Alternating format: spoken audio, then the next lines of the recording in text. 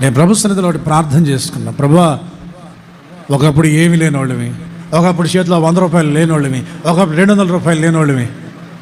చాలామంది పాస్టర్లు చెప్తుంటారు సాక్ష్యం, ఒకప్పుడు తినడానికి కూడా నాకు గతి లేనప్పుడు నేను దేవుని సేవ చేశాను.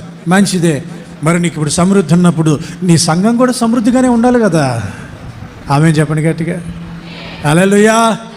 నీవు సేవకుడు సమృద్ధిగా ఉన్నప్పుడు సంఘం కూడా ఎలా ఉండాలి? సమృద్ధిగా ఉండాలి.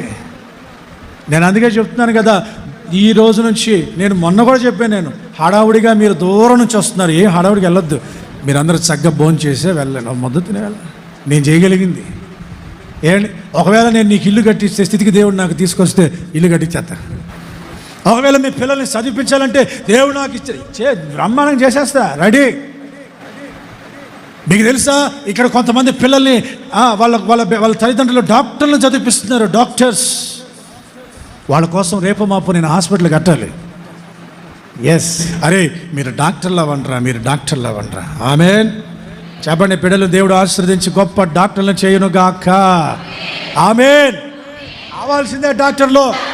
దేవుడు నాకు సాయం చేయాలి కానీ, ఇది ప్రభు నాకు ఇవ్వాలి కానీ, నేనేమై ఉన్నాను అది కేవలం, మీరేమై ఉన్నారు అది కేవలం దేవుని కృప మాత్రమే.